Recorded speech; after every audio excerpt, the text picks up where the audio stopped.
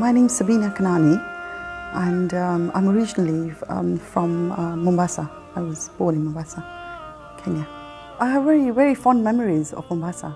I remember my early childhood there, a very happy childhood.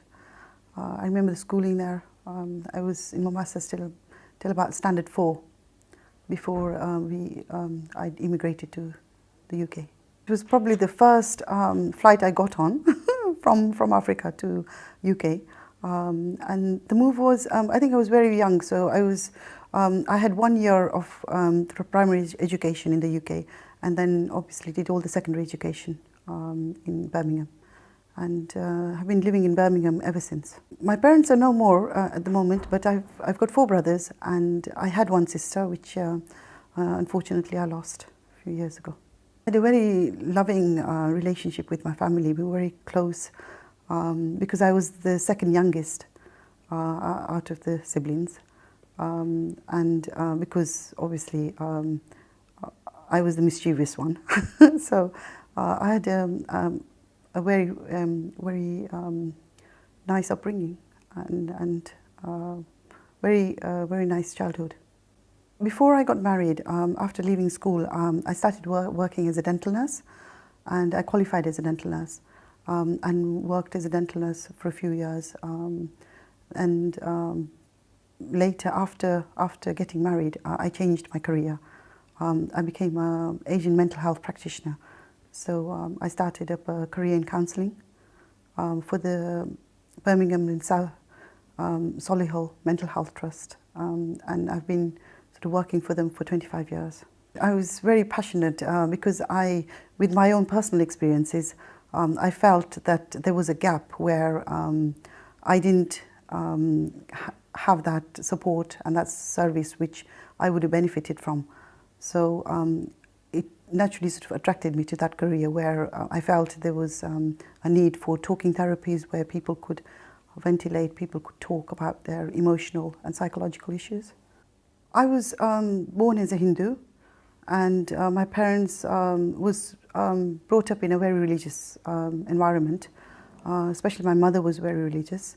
I too practiced Hinduism religiously and fully. But from a very early age, I had some very bigger questions about life, and always felt that I didn't get the answers in Hinduism. And when asking the questions, I was always told that just believe and don't ask too many questions. And this happened from in fact, when I was in Mombasa, because when I was in Mombasa, I used to get very attracted to the azan being recited. There was a nearby mosque where I lived. And although I couldn't understand Arabic or anything at that point, but I used to just love the azan being recited. And then there were experiences when I was in my teens in Birmingham where I would speak to people of other religions like Jehovah's Witnesses and Christian missionaries, and would invite them in and speak to them about wanting to know about their religion and what the beliefs were and what the practices were. So I think there was a time in my life when I was looking and searching for something more and didn't feel that I was fulfilled. I had as I said, in Mombasa, I just had a neighbor who was a Khoja Shia, but didn't know a lot about their practices. But the only thing I knew was we used to have a house with 2 balconies in, and people used to come and just use our balconies because the julus used to go past our house. And for Ashura. So when they used to have the julus passing by, obviously we were Hindus. So my mother, we respected all religions at that point. So she would take a coconut and she would crack the coconut and give the coconut as fatihas for people who were there. So it was a sign of respect for Islam. So I mean that was only what I knew about Islam at that point. But then when I came to the UK, it was in school. I had a few Khoja friends, but again, it was like, I think the only thing that I relate to Muslims were like Pakistani, in inverted commas. So that's what I knew. I thought it was just the Pakistani and Islam, but I didn't know much about it whatsoever, or just thought that it's somebody who's practicing a different religion, but not really, taking it on board. Until I obviously came in contact with my husband, and that's where everything sort of took a turn. First of all, I knew my husband from school days, but then we sort of didn't see each other for 6 years. I mean, there was nothing in school. 6 years later, he sort of just turned up at the surgery that I was working at, and brought his mother there, and we just got talking and saying, oh, you remember the school days and things. There was nothing there at all, sort of relationship-wise or anything. And then he said, well, that we can't have a relationship because we're different religions. So I said, yeah, obviously not. So he said, will you go and marry a Hindu when you have a proposal and that? And I said, yeah, fine, that's how it's, and obviously nothing can happen between us. And then suddenly, as my family, I to this day, I don't know how they found out, because we weren't together or anything like that. But one day, my brother sort of phoned me at work and said, I'm coming to pick you up. So, because obviously they were very protective of me, my family, and I was under sort of very restrictive environment, and my brothers were always, because I was the second youngest, very protective of me. So he came to pick me up, and then from that day onwards, he sort of said, look, this can't happen. It's not possible, because I know you're just talking. We were just talking. He would come and we would just talk and things, and from then onwards, it became sort of very difficult, because I spoke to my husband, and what he did was he said, look, I'll come and speak to your family and see. And we were sort of, all of a sudden, it became like from nothing to, we have to get married, all of a sudden, that was the only option.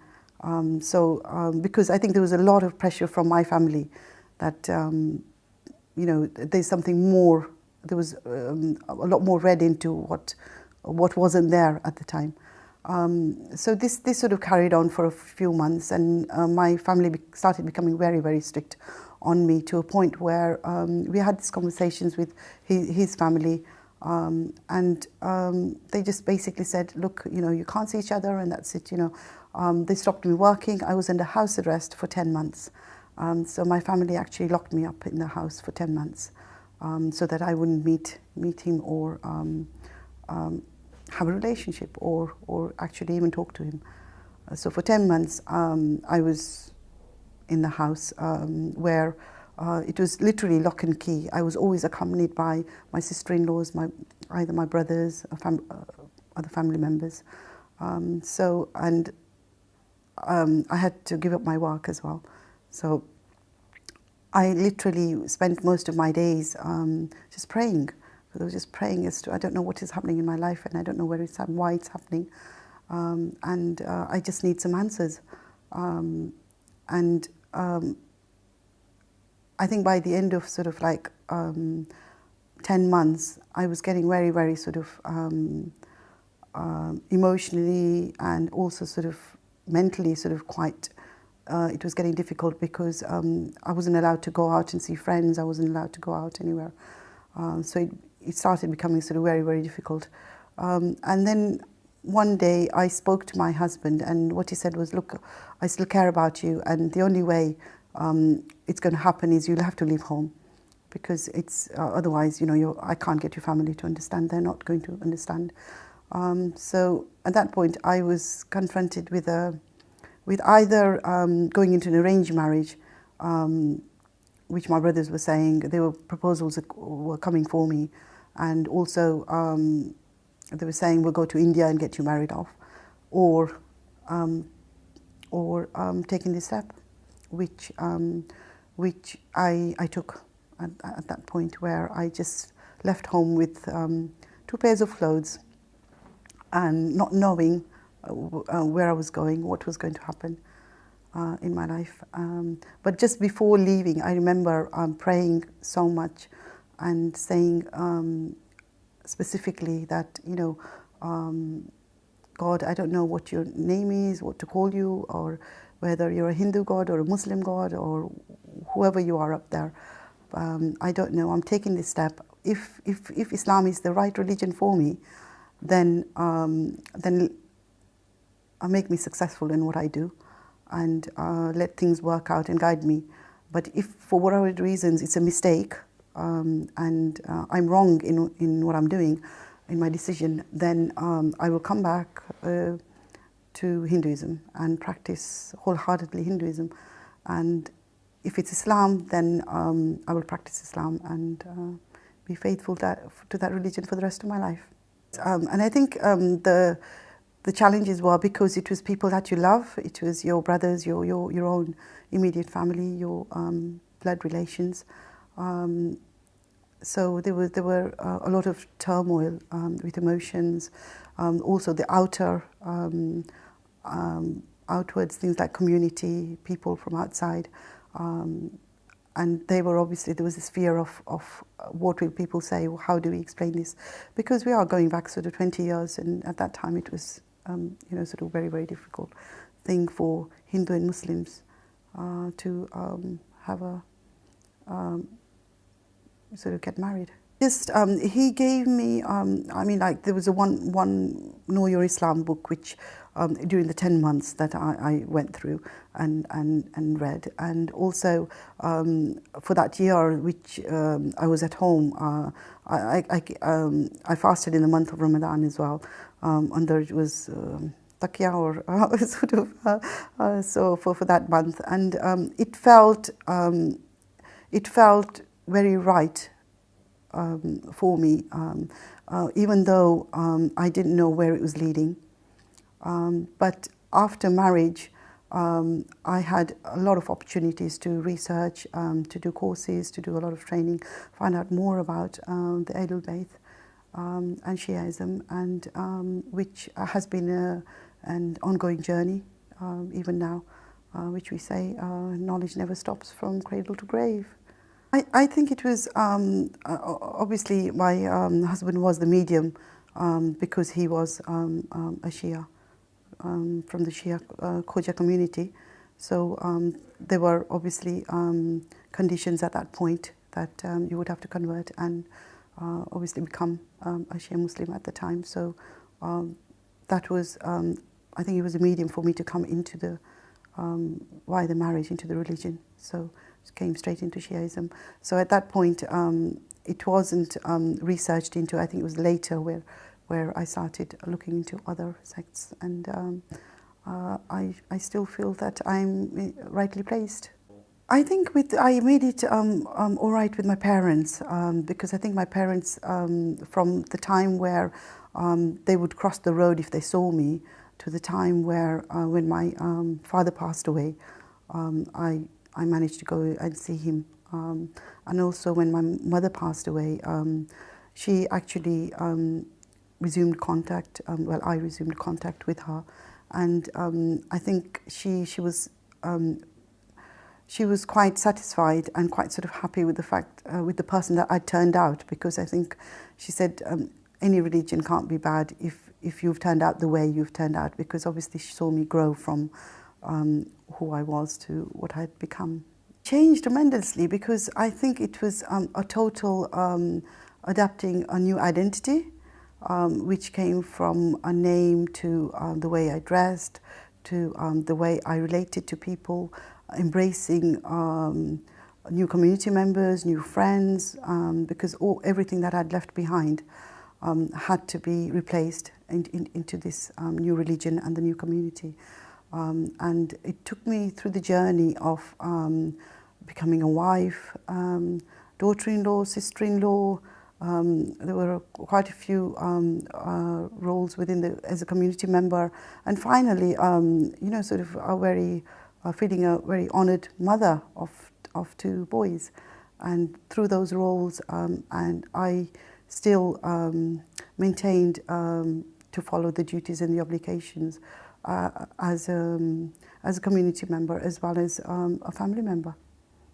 One of the benefits of being in the Shia community is it's a very thriving and very active community where there's a lot of access to education, be it lectures, seminars, constantly majalises.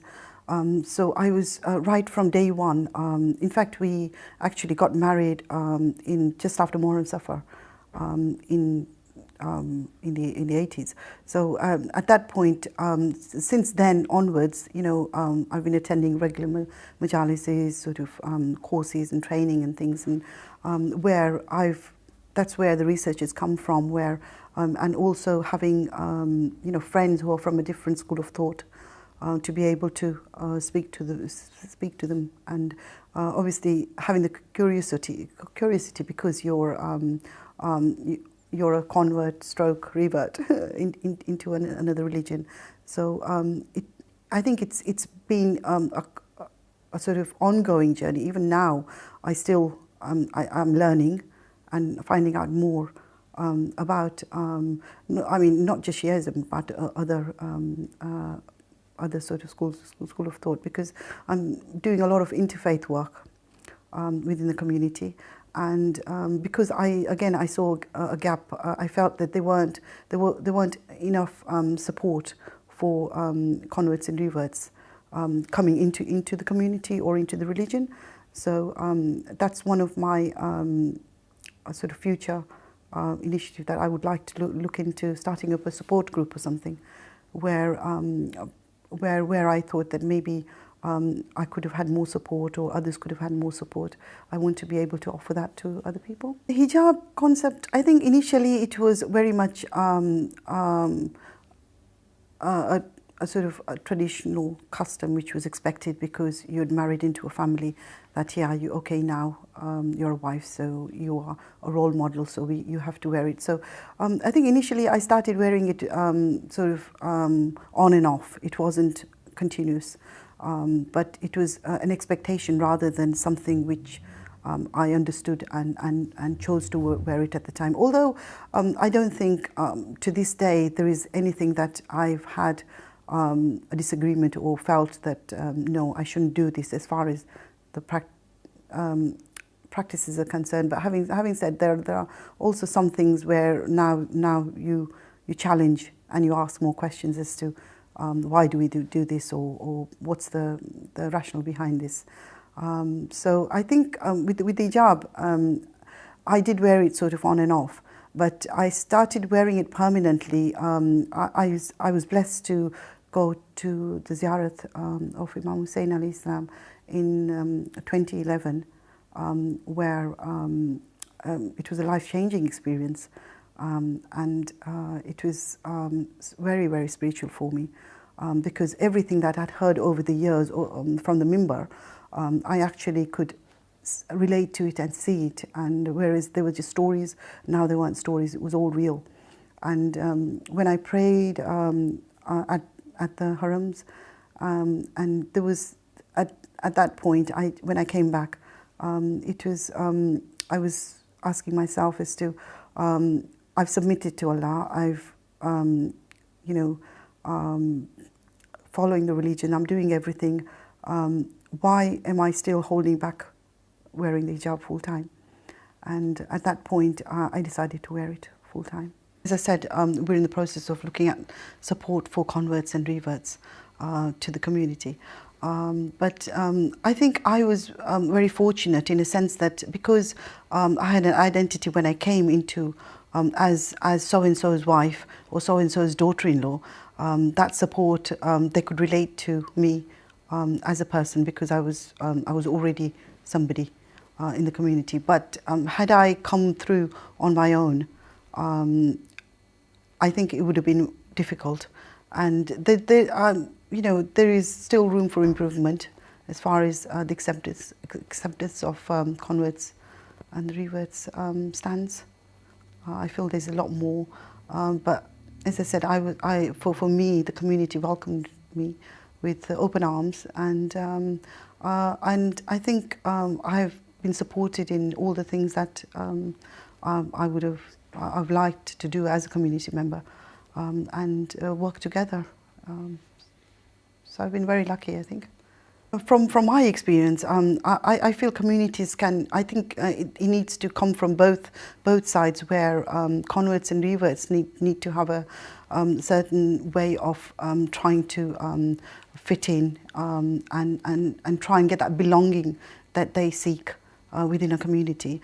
And on the other side, for the communities to be able to, because I think at the moment it's difficult for communities to. I still get stopped and asked as to you know, what made you change your religion, what made you convert, because I think it's still difficult for people to actually understand why people do it, and also the fact that I don't think communities sort of understand the sacrifices and the pain, and sometimes there's a lot of things, painful trauma involved for the converts and reverts when they're coming to a community.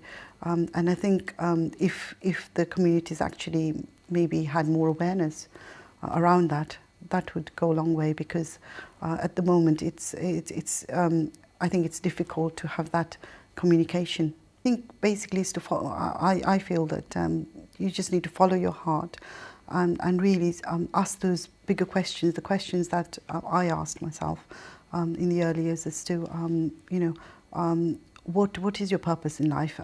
Things like